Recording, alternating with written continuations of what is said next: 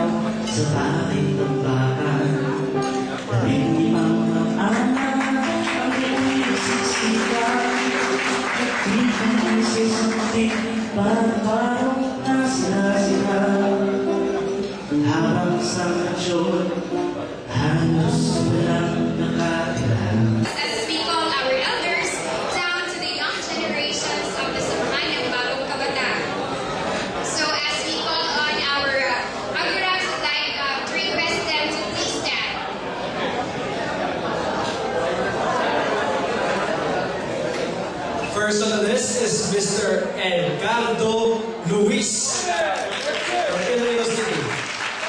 You stand, Mr. Edgardo? Alright. So next is Felicio Tapiculin.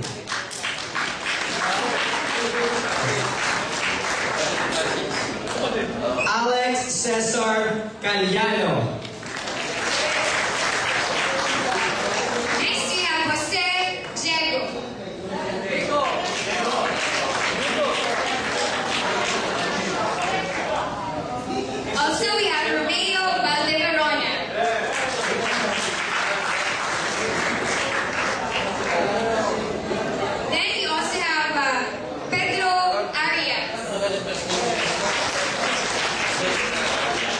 Also, we have Charlie Tulato.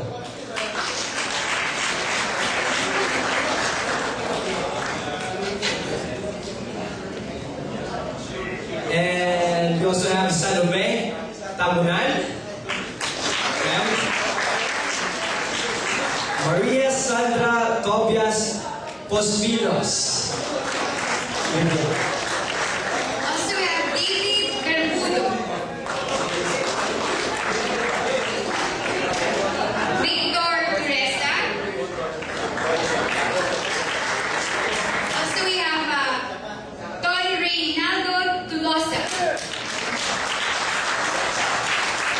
Also, we have Tol Joel Adias, Tol Hil Karagayan,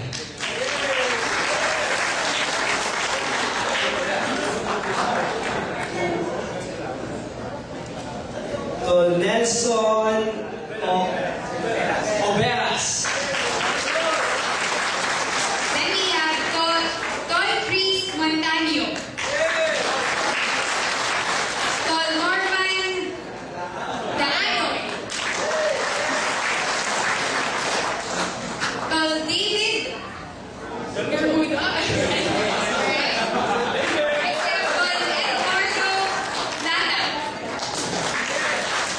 We also have Edgardo Junco, or Junco. Also, we have Tol Romy G. Diamance. We also have Tol Jerome Baron. Next we have Tol Noel Ledesma. And Tol Mita Galanto Ledesma. Then we have Tol Domingo Umani Jr. Tol Luis Carolia Jr. Also, we have Tol Ricky G. U. Lores. Tol Alex Caliado.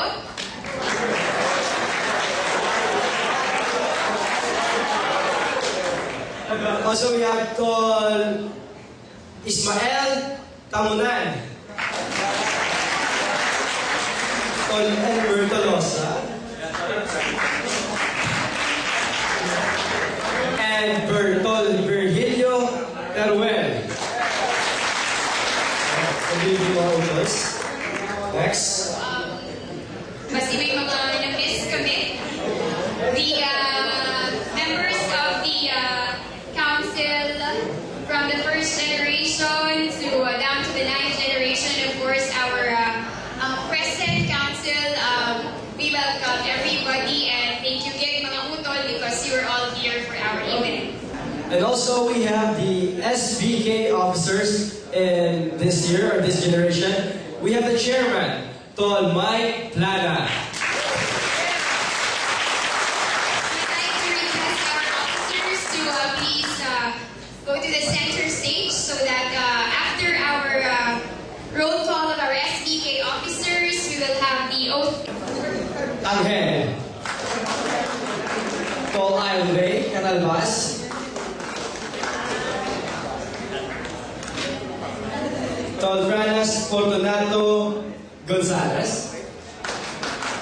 Tol Michael Pamplona, Tol Jeffrey Jacinto, Tol Andre Ibarri, Tol Nathan Magpantay, Tol Geraldine Lupines. Tol Victor Lupalo, Tol Yobel May Monserrate. Tol Maria Dulce Jennifer Baron, Tol Maria Elvira Balboa.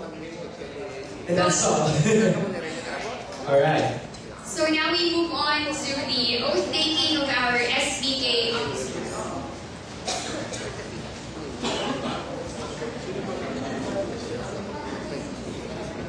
So may I request all the views, okay?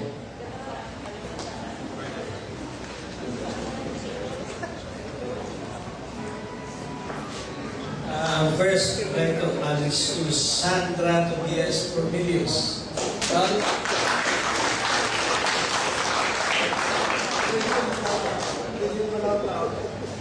Taas ang kanang kamay. Isinusumpa ko sa harap ng buong may kapal at sa harap ng sambayanang Pilipino na tinatanggap ko ng taos puso ang kaisipan, alituntunin at paniwala ng samahan at ang lahat ng katungkulan na nabigay at naibibigay sa akin. Aakuin kong isang pansariling tungkulin ang pag-aral ng mabuti at pagpalaganap ng kanyang atikain upang padali ang pagkasatuparan ng minimiting lipunan. Ako'y lang tutulong sa pagkaisahin ng lahat ng mga sektor ng lipunan upang naisayos ang pagdaloy ng kaisipan ng samahan. Sisikapin kong maging isang kasapi na ipagmalaki ang samahan ng bayang Pilipino. Isinusumpa ko rin na ako ay handang magpapakasakit at magsakripisyo nangalang sa lalong ikadakila ang samahan ng inang bayan. Pagnubayan nawa ako ng Panginoon. Congratulations.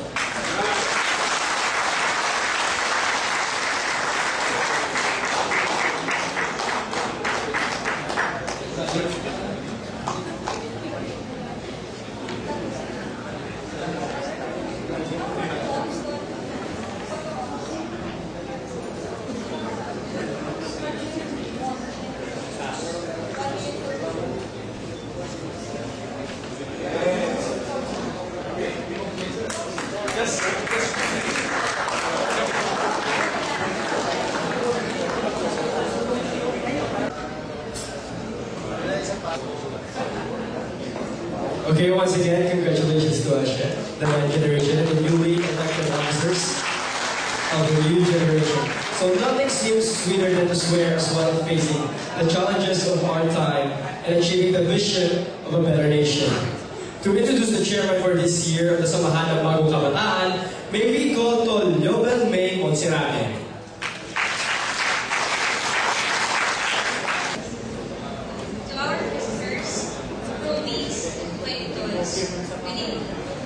It is a privilege to be given this task to introduce our remarkable man in the Samahan ng Bagong Kabataan.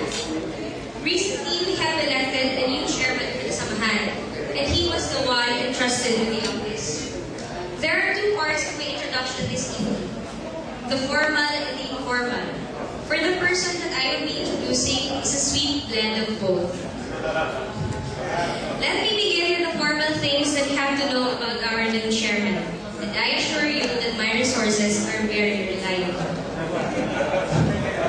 First of all, he does not like grand introductions, so I will do my best to keep mine as simple as possible.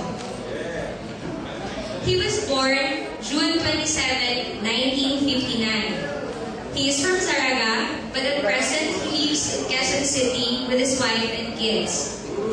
In the year 1980, he graduated an AB Political Science student at the University of San Agustin.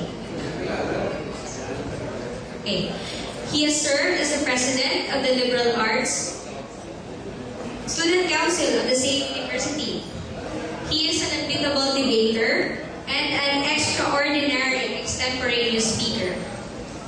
He is also a writer, and his favorite write-up is Zaraga Revisited, the Pantat Kingdom, in honor of his town. He is also a composer. He composed Misa Dominicana.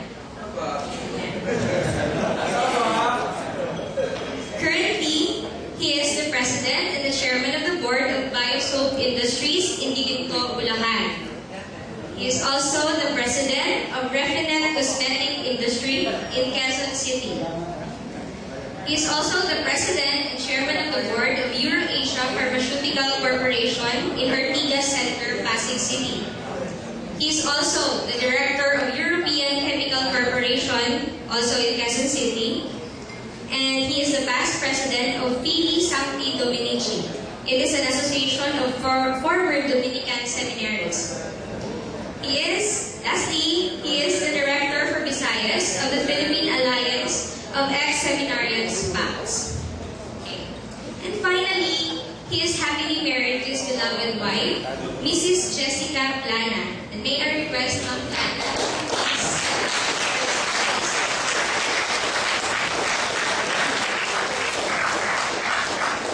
So from this lovely lady, they have 4 children, namely Miguel. Please stand to be recognized.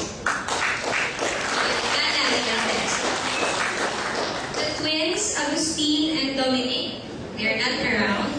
And the only girl, Regina. I don't know if she's not around.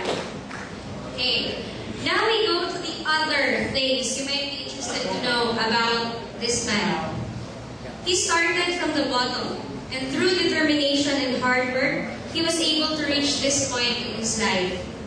He is a simple person. In fact, he is so simple that one time when he entered his factory, he was requested by one employee to bring some papers to another office. He complied with the request without telling that employee that he is the president of the company. So try to put yourself in the shoes of that employee. Okay. He takes pride in the fact that he has never fired any of his many employees. He is not comfortable with long formal meetings, and he prefers a conference wherein each is welcome to share his ideas. He first said the word chubanes. Yes, last January 9th, I think after the training in Guimaras. But he is a full-blooded male or barako. And I will not add any more because he might revoke our membership. He plays the guitar very well, and his favorite song is Stairway to Heaven. Finally, okay, for us, the younger generations of the Samahan, he is a father and a friend.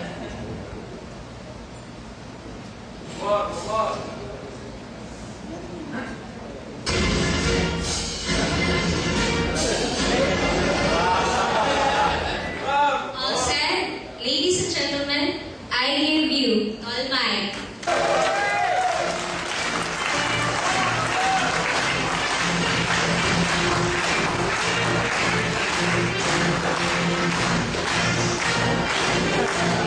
To be honest, I made 3 speeches and forgotten all of them.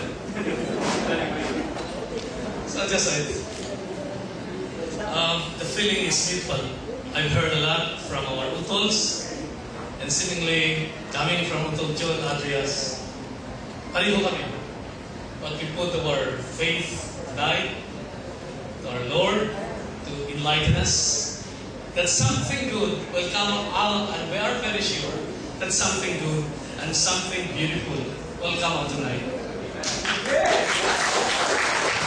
Mga utol, tonight we have 2 beautiful stories. Stories that are both passionate, profound, real, and sublime.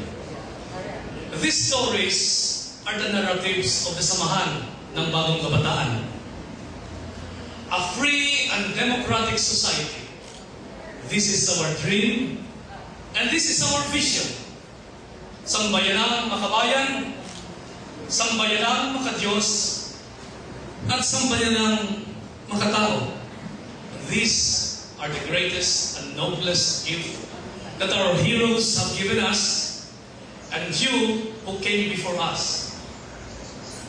The first and subsequent generations of Sabaka have survived and outlived the ideological chaos and disorder and order of the 70s and the 80s. We are pleased and honored to have us here tonight, here in this hall, ang mga una at sumunod na henerasyon sa aton mga kauturan sang Sabaka. Sa gabing ito, kayo po ang tunay at totoong may-ari at may-akda ng kwento at salaysay ng ating samahan. Esteemed guests, leaders of our community and society from the government and the private sector, candidates and applicants na samahan ng Bagong Kabataan, can we call them? Please rise up. Candidates.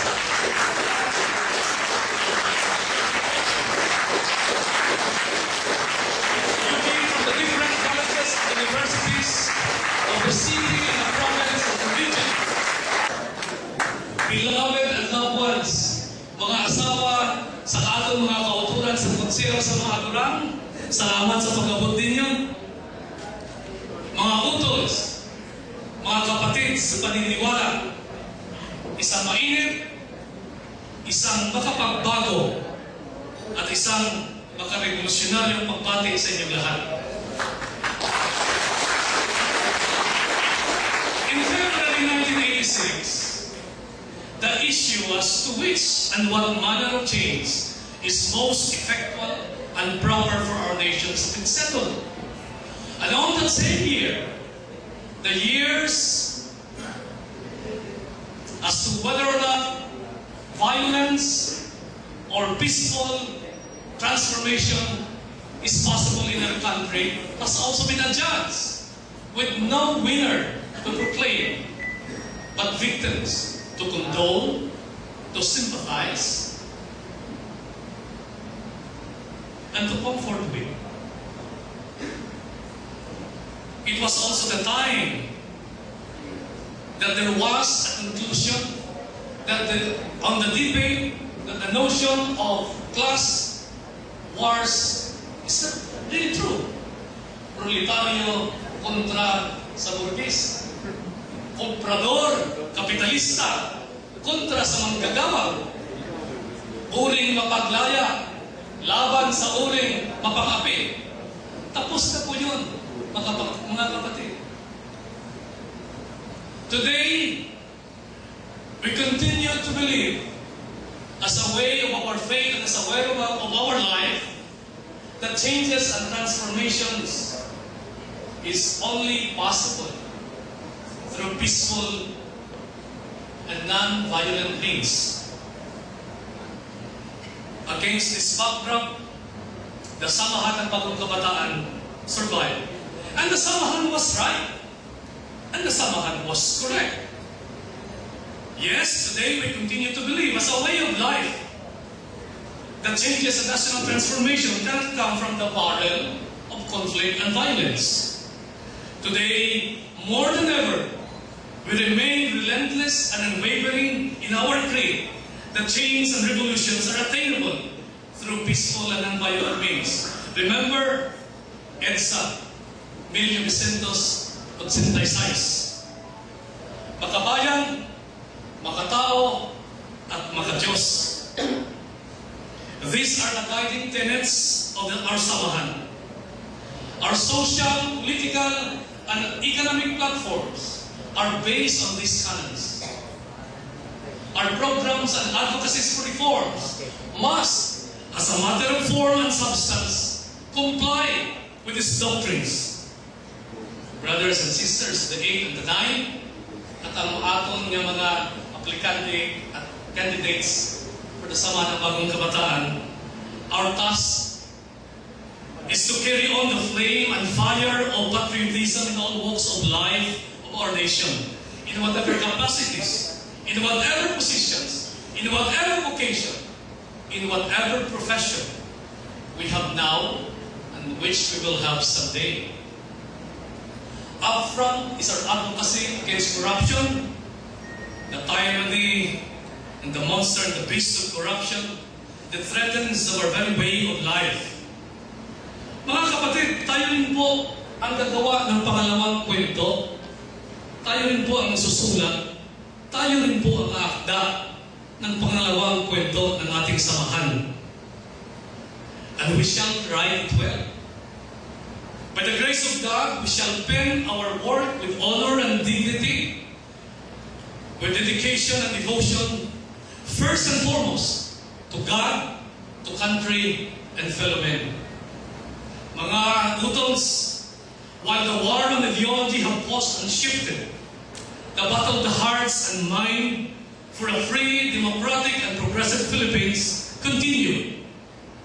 The battle to lead, the battle to do good, and the battle to do right has become, in fact, paramount to our country's survival.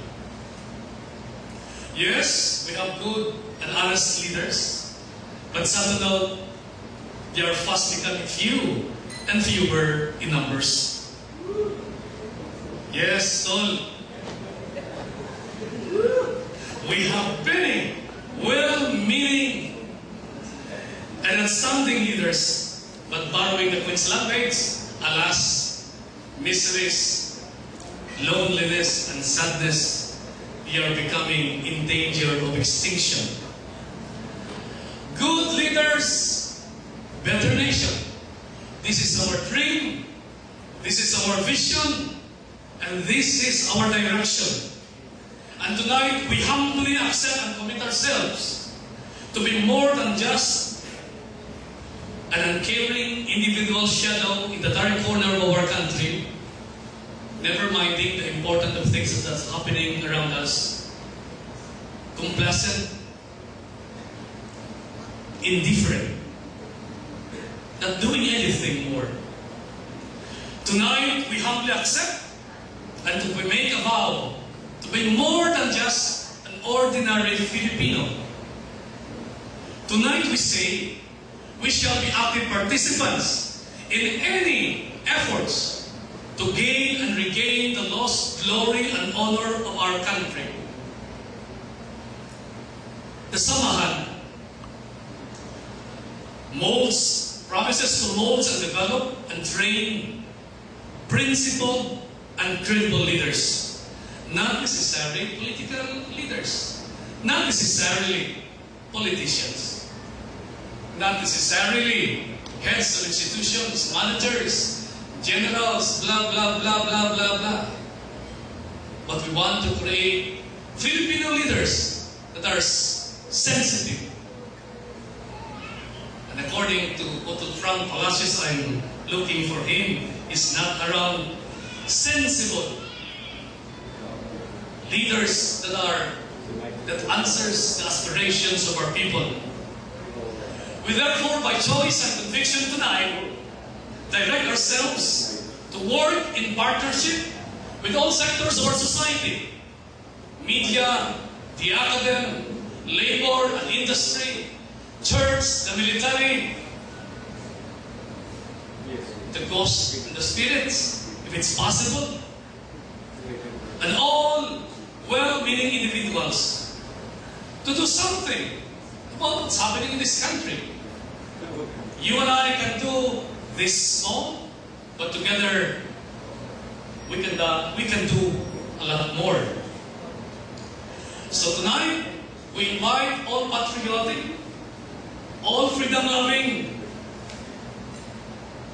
and all generous Filipinos to be one in hand, together with our vision of good leaders and better nation. I'm just like one of you who relished the memories, the fun memories of the 70s. To say it correctly, we relish and remember the fun, the beautiful, but also the painful memories of the 70s. I remember that I was a 12-year-old boy. They came from far away Manila, from the universities, from the factories, from the farms, from the church, and they brought with them interesting, new social and political ideas. But these ideas cost our country and our nation thousands loss of unnecessary lives of our brightest and finest brothers and sisters. Silayan at bigyan ng pag-asa, pagmamahal, puso ay nagdurusa. Isang magandang awitin galing sa dekada 70. It's a song that promises of love and loyalty to one's fatherland, and the promise sa lahat ng araw, kita'y mamahalin. Sa lahat ng araw, ika'y bayan, aking mamahalin. Kita sa samahan ng bagong kabataan, handa kita maghatag sa atong tanan sa atong banwa. Hindi lang sa ambahanon, hindi lang sa hampalanod, hindi lang sa paghandong, hindi lang sa atong magbutang na kinahimo, kundi sa atong tanan nga kinabuhi, at sa atong tanan nga hilumod. Hindi lang po noon, mga utol, hindi lang po ngayon, kundi hanggang kailanman. Mabuhay ang samahan. Mabuhay ang sabayanang Pilipino.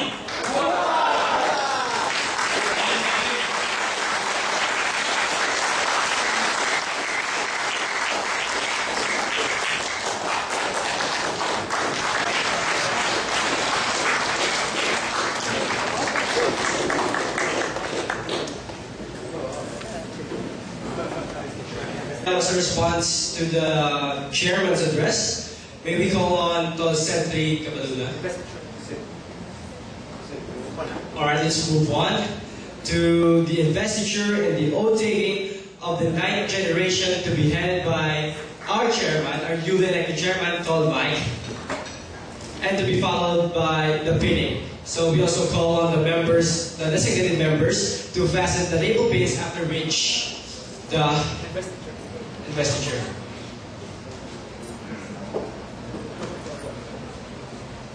So calling on the next generation to please occupy the space in front. Having taken your oath, we now accept you as full-fledged members of the Samahan ng Bagong Kabataan. Your admission as a member carries with it all the rights and privileges accorded to a member. Collectively, you will be called as the 9th generation. We will now request the members of the Advocate Council to fasten the SDK lapel pin as a symbol that you have been invested and clothed with the mantle of liberties, as well as the duties and responsibilities. As your chairman, I hereby officially install you as a vital, essential, and valuable part and component of SDK. We await for you to prove us right in accepting you. Godspeed and welcome to the Samahan, mga tol.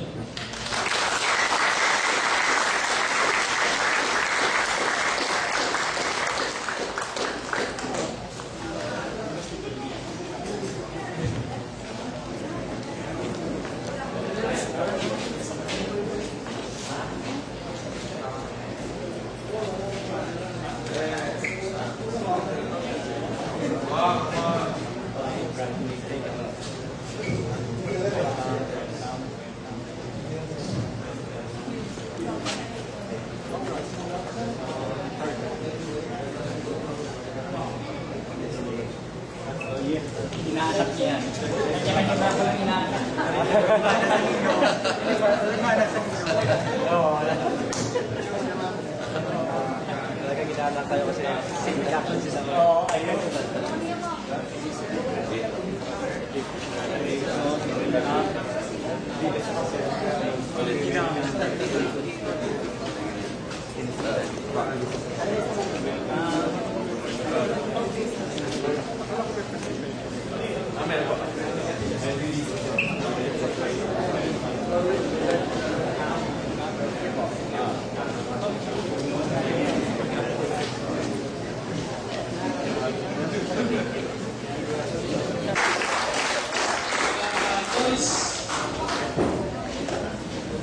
Ito'y po'y malumpa. Isinusumpa ko sa harap ng buong may kapal at sa harap ng sambayanang Pilipino na tinatanggap ko ng taus-puso ang kaisipan, alituntunin at paniwala ng samahan at ang lahat na katungkulan na nabigay at may ibibigay sa akin. Aakuin kong isang pansariling tungkulin ang pag-aaral ng mabuti at ang pagpalaganap ng kanyang adhikain upang mapadali ang pagsakatuparan ng minimithing lipunan. Ako'y laang tutulong na pagkaisahin ang lahat ng mga sektor upang maisaayos ang pagdaloy ng kaisipan ng samahan. Sisikapin kong maging isang kasapit na maipagmalaki ng samahan at ng bayang Pilipino. Isinusumpa ko rin na ako ay handang magpakasakit at magsakripisyo alang-alang sa lalong ikadakila ng samahan at ng inang bayan. Patnubayan nawa ko ng Panginoon.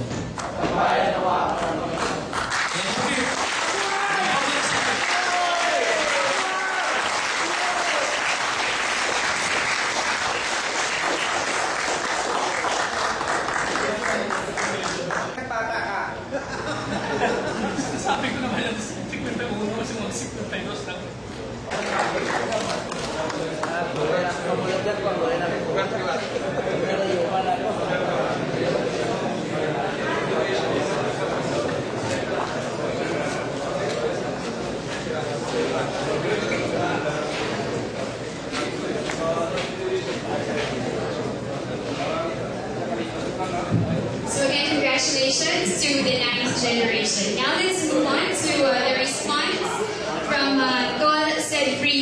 giving a round of applause. To our new chairman, Dr. Mike Plana, to our former chairman, and he also has this title unofficially, but Supremo, Tol Julius Elvas, and also Tol Tapi. Supremo Dili. And also I'd like to recognize our Otols from Manila, Tol Romy Morelos, and to Tol Camilo Melendez, and to the 8th and the 9th generation, guests, and more importantly, to the future members of the Samahan. Isang maalab at makarevolutionaryong pagbati sa inyo mga kapatid sa paniniwala. Before I begin, I would like to recognize my own recruit. Isa lang po ito Nag-iisang recruit ko sa gabing ito. My own father.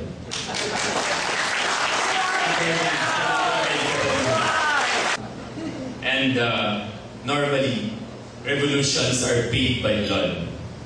I understood where this man came from. This is from a man who was incarcerated during martial law as well. He's one of us. And I'm proud to be his son. And with this inspiration, I hope he was convinced that, well, there can be revolutions in the evening. And it could also be not bloody, in fact, sumptuous with the meals that were given for us tonight. I'll start with this quote from Martin Luther King. The ultimate measure of a man is not where he stands in moments of comfort and convenience, but where he stands at times of challenge and controversy. 69 years ago, this day, April 9, against the orders of Generals Douglas MacArthur and Jonathan Wainwright, Major General Edward B. King Jr., commanding Luzon Force of Bataan, Philippine Islands, surrendered more than 75,000 soldiers. 67,000 of them were Filipinos, starving and disease-ridden men. They were made to march from Bataan to Tarlac, now infamously or famously called the Bataan Death March, which that specific death march and the valor of our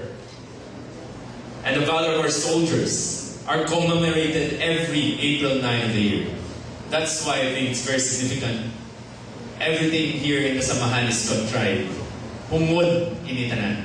Humod nga aging butanggit sa amuning nga adlaw.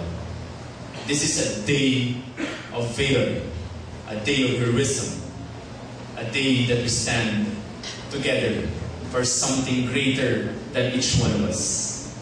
We are in a period of challenge and controversy. The challenges are many. Similar to the Death March, we are also starving. But this time, we are starving for change. We are also disease-ridden. Our disease at this time is poverty, corruption, rising prices, apathy, etc. The call is urgent. We must do our own march as well. Each of us must be ready to take that first step. We must accept the challenge, and as we do it together and inspire others to share in that advocacy, we also will turn it into a march.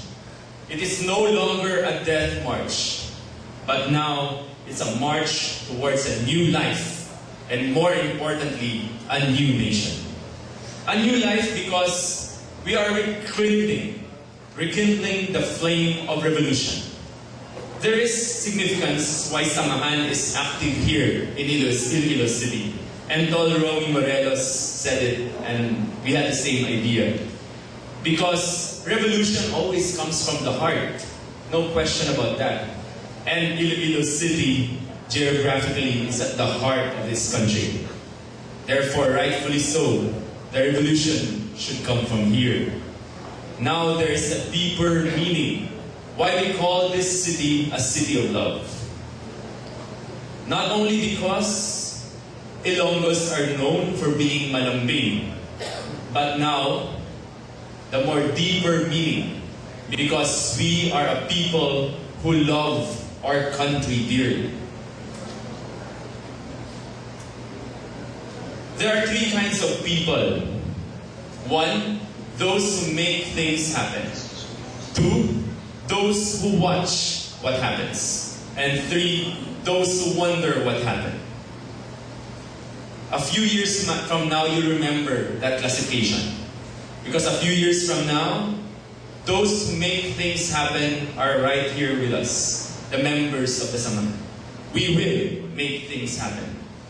And those who watch what happens are the ordinary Filipinos who are apathetic probably, or are busy earning a living, but knows that a change is also necessary.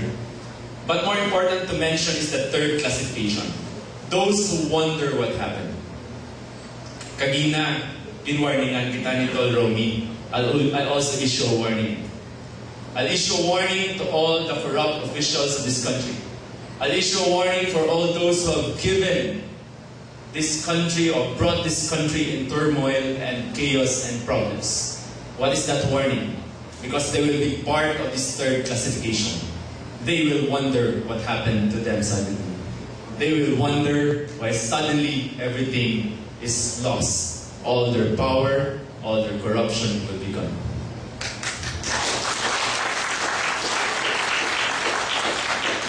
Mga utol, the world is changing.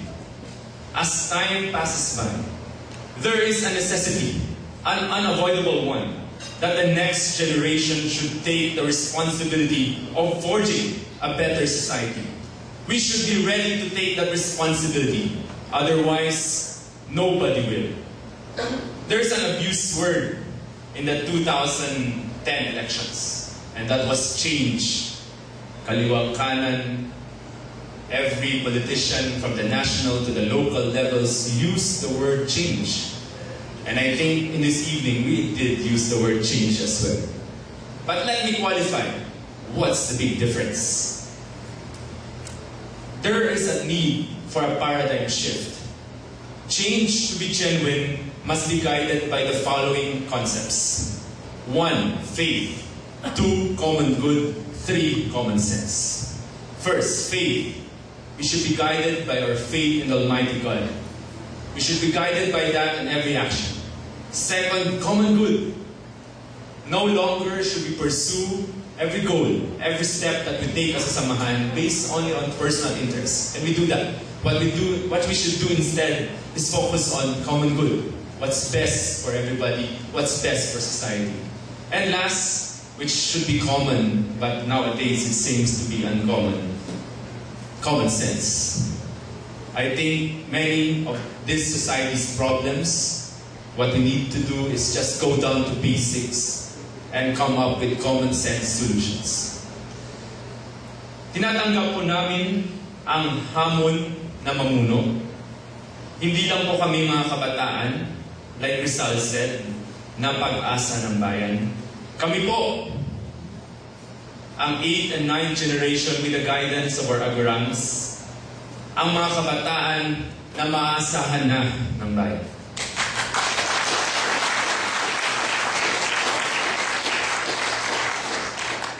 Our primary weapon, just like the history of Sabaka, ito po yung fabric that binds us all, is the idealism. That's our primary weapon. But with the challenges of times, normally, idealism steps back to practicality. We should be careful for that. That's why idealism should be tempered with wisdom. They go hand in hand. I encourage my fellow Utol, the 8th and the 9th generation, to continue studying, pursue graduate studies, law school, and learn not only from the four walls of the classroom, but the rest of the world. Make your world a classroom, and make every individual you meet your teacher. This is the reason why, mga Utol, our guest, I wore a yellow barong this evening. Hindi po dahil si Ninoy yung presidente ko. Hindi po. This is not a political symbol or sign. Definitely not. after my conversations with our friends there. This symbolized the Sabaka. The Sabaka that must be a light that should shine brightly. Like Miss Marianne Williamson said, this light, it's not just in some of us, it's in everyone. And as we let our own light shine, we subconsciously give other people permission to do the same. And this light will liberate us. And as we are liberated from our own fear, our presence automatically liberates others. We are not afraid. We are ready, and we take the challenge. Are you? Mabuhay po ang samahan. Mabuhay po ang bansang Pilipinas. Let's continue here.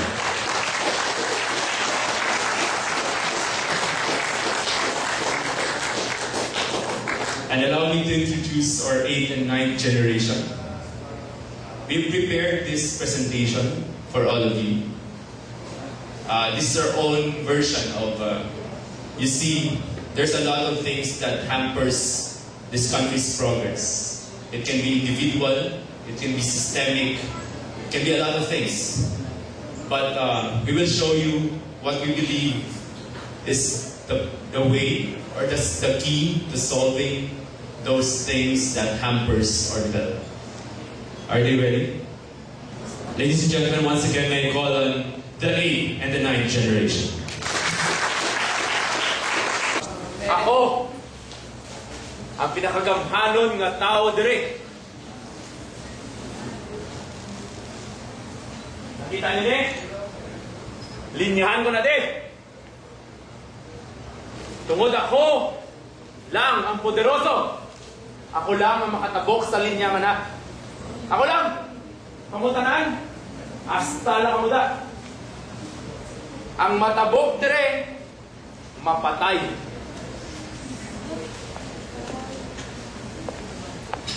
Sino to sa man? Tuod, Walhan. Hala?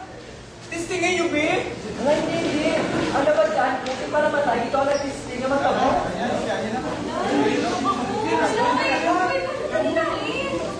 Diyos ko, buligi kami.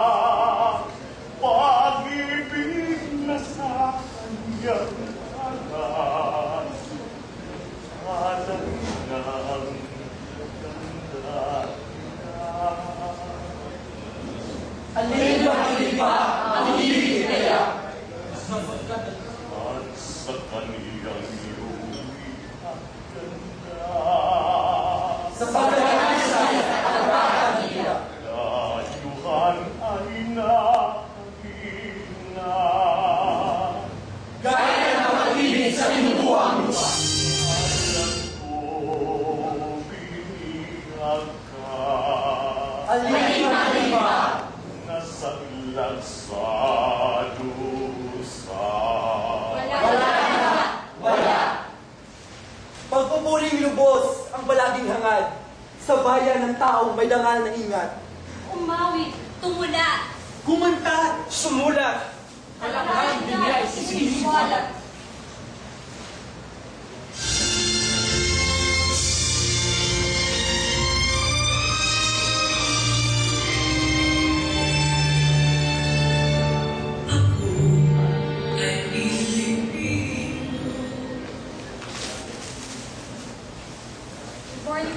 Good morning, So our lesson for today is about EDSA People Power Pollution.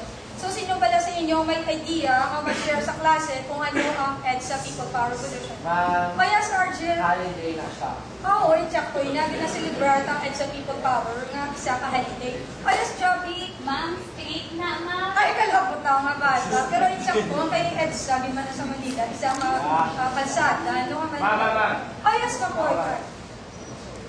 Ang EDSA People Power Revolution ba? Holiday man, basic man EDSA.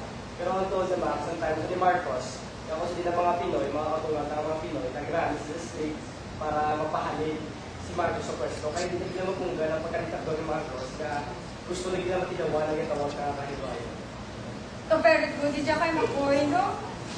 So, kadami lang sa inyong class. So, kayo may idea. Ito sa inyong konsepto kung ano ang EDSA. Pero gusto ko nga may balaan nyo nga ang experience ang EDSA. Isa na importante nga parte sa aton kasaysayan. Kaya na isa ka manifestasyon nga kita mga Pilipino kapalanggagit sa kahilwayan, kag sa demokrasya, kag sa aton nga pungsod. Pero class, ang aton nga kinamatarong, sa pag-enjoy sa aton kinamatarong pag-demokrasya, kinahanglan responsable man kita. Pero ang gusto ko lang ipalapot sa inyo, no, kung may harap ka mo nga panindugan nga sa insakto man lang ka mo, hindi ka mo magkahadlok, magtulog-tulog lang, magtanga, panindugan yung ang inyong mga kinamatarong. So, class, I think we have to dismiss kay may meeting pa si Ma'am, no? So, Bye, ma'am.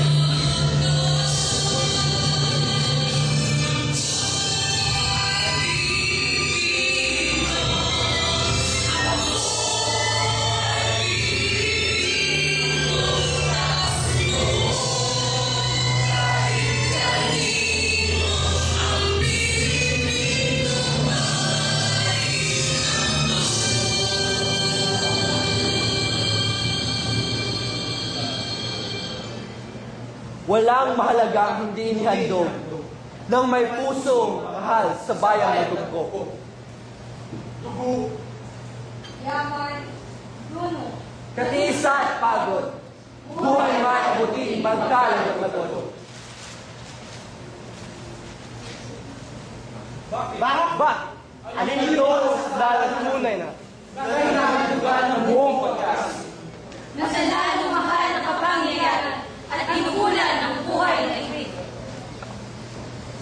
Ay, ito'y ng bayang pinubuan. Siya tinangtangi sa pinagulakan. Ng pamili-miling liwanag ng araw na nagbigay ingit sa buong katawan.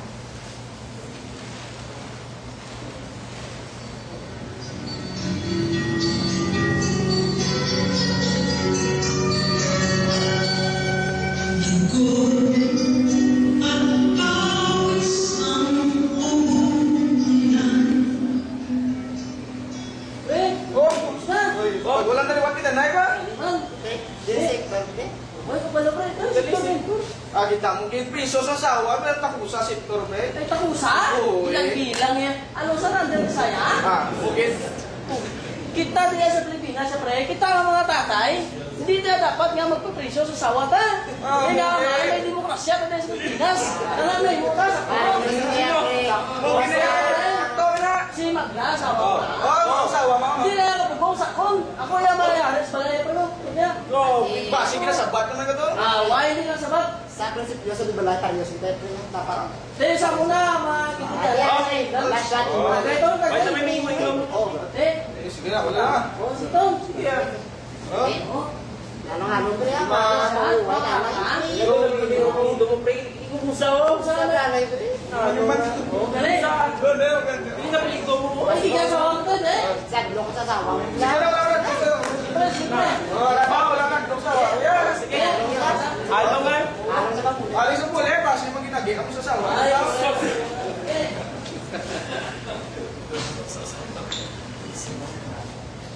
Ay, gano'n. Ano sudan? Kuman. Mata. Ay! Ayun, pumita pa ka daw niya! Siyempre balay ko hindi yung puli. Tingnan mo ka lang! Tinagapit ito. Ang mga barkada no. Pwede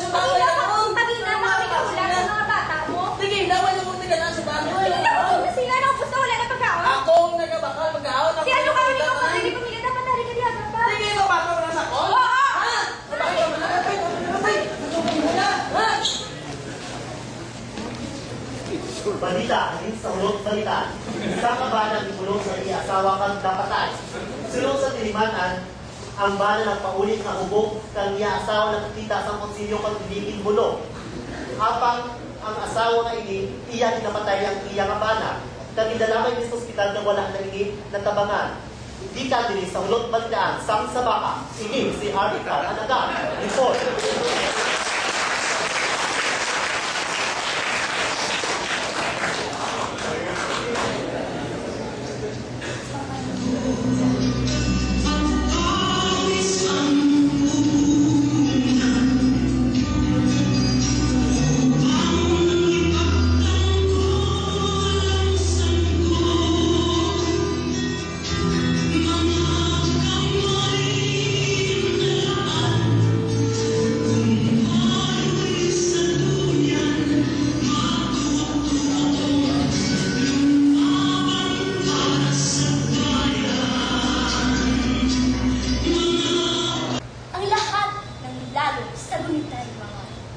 Mula sa mayay kasong kasumbulan, hanggang sa tuwa'y mapasaibingan.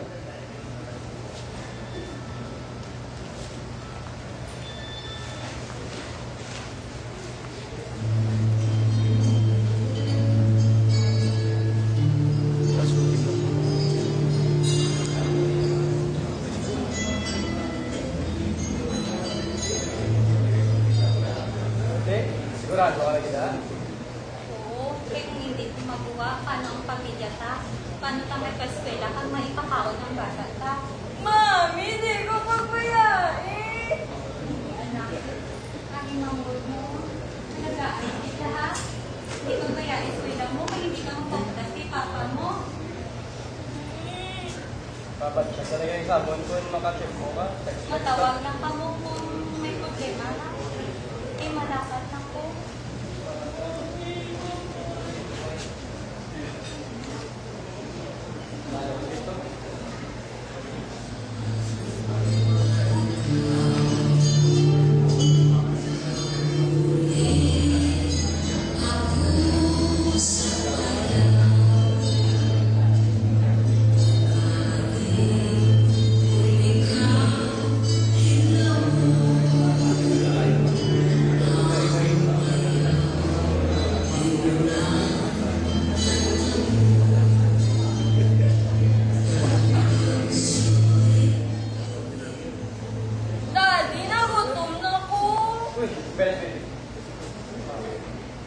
Sige ma'am, yung pinamigit sa mga box.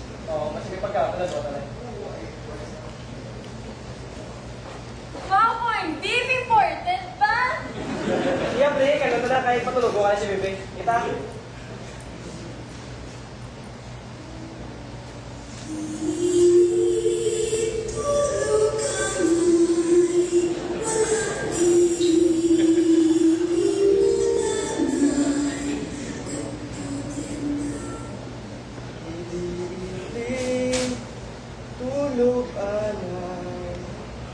Saba na nga bang mawalay sa bayan? Wala imo na na. Gunitay may laging sakbibi ng Mumbai. Katutinda, bakay-bakay. Walang ala-ala, inasam-asam. Ili-ili, tulugan. Kundi makita kang lupang tinubuan.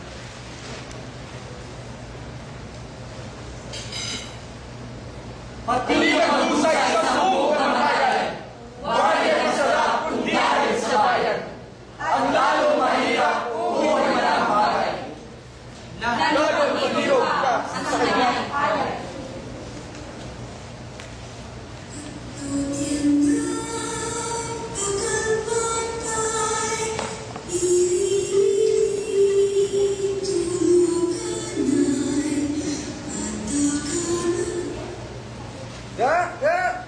May kwarta, biga kayo mahirap. Ito sa kumpare, gusto ta to. Wala ko di kwarta. Kita target ka na ginbayran ka ni Chay, isa-isa mo panglaba para siya. Iba ka tanigatas ang bata ta. May lang na si baby, may karton mo man to. Ay, atag sakon na kay kung magdaog kami sa racket, magdaog, magkaka kami sang doble sa racket nga mo. Mas daong pa nagata si atag ko baby. Basta ibalik mo ha. Tugo ko ba na? Salamat. Oh! Gusto na ako. Wala naman ko eh. Gusto ko ma-chat-chat. Ay, nagdala ka. Oo ba? Ako si Mrs. Sa nila. Ito nakit na. Dito naman to. Nakit ka ba eh? Yung mga baka. Miss? Yes, sir. Good evening, sir. Miss, pwede ka, beer, miss? Pwede ka sa Pwede ba? Sige lang, pwede ka. Wala. Imuon ko lang.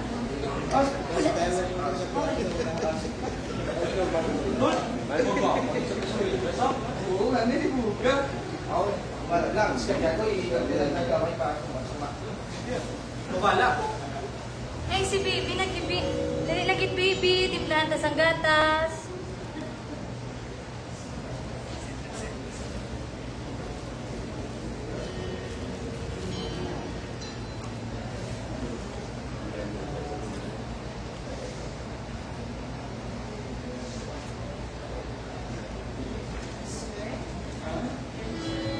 Oo ka lang, isang beer ba? Gusto mo, ihikot mo, sir? Ay, may microwave ka ba? Heater. Ay, sir? Ay, pwede nga mo makakilala. Ana. Ana? Ana, si Ana. Sino yan, sir? Si Lauro. Ay, Lauro. Ay, so bali ko si Musing Lauro. Birthday, gusto mo Happy birthday, Wow! Happy birthday, Happy birthday mo, pero may doon. Grabe mo. Susuman, sir? Oo, ay, sige, alam na ba?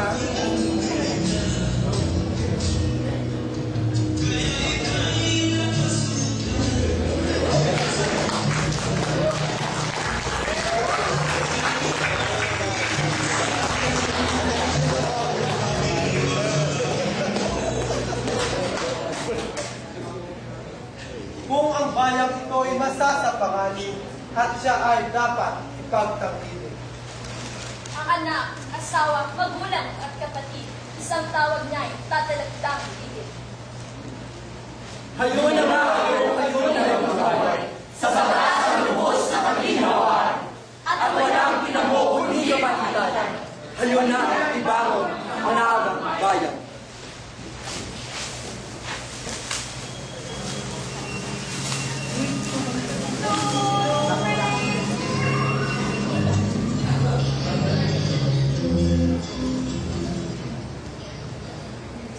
Bahay, gogo, kain. Ay, ilang Sergio, no? Si Arjen. Hi, Arjen! Ay, may dulce.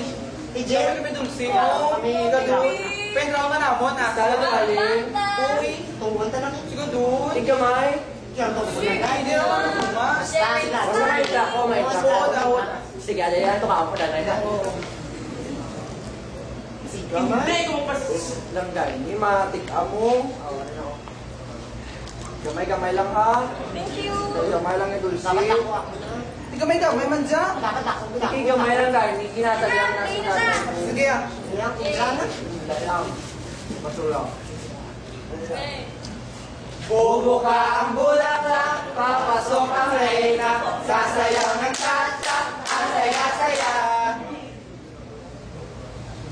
Ang nagambal, hindi ko mapasubugat noon ang lupa namon. Si tatay buwit pa nagambal sa kanapon. Ano mo kaya? Tatakaw ko ni tatay. Away ko na mo. Tama na na. Akap, basta mo nakabalik. Tama na na. Hindi mo kayo may sarong, be. Hipos! Wala akong magtaas ako na. Bilangin yung kapitan. Nagdesisyon na lang ako na tumako ng lupa. May parte ka ngayon mo, may araw naman. Ina ako magsugot ka mga duwa. Ako hindi. Ako hindi. Ito yan. Hindi na ba mo yung pagbisaron? Hindi. Ako na una, kayo kaya na lang gusto mo. Away ko na dlo, kasway lang kita dyan sa kurte.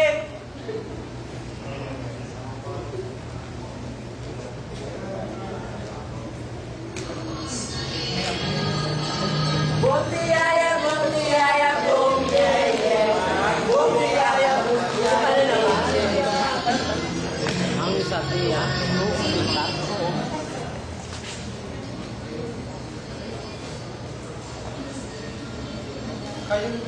Kayong lalagasan ng bunga bulaklak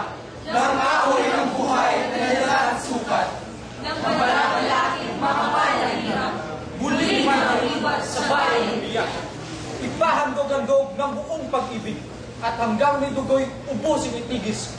Kung sa pagtatanggol, buhay man, mapatid.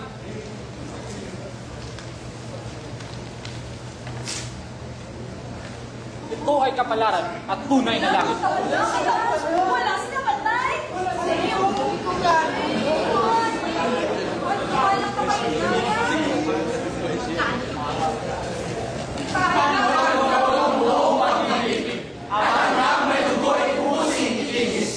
Kung sa pagtatanggol, buhay ay mapatid. Ang ligaya naman may maghahaki ang mamatay lang dahil sa'yo.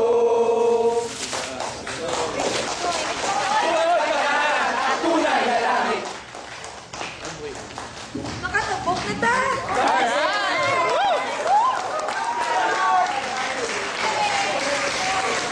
Thank you so much, the 8th and 9th generation of the Sabaka ng bagong kabataan. We still have the surprise awarding for this evening. So we'd like to call on Tol Mike and Tol Julius for the surprise awarding ceremony for this evening.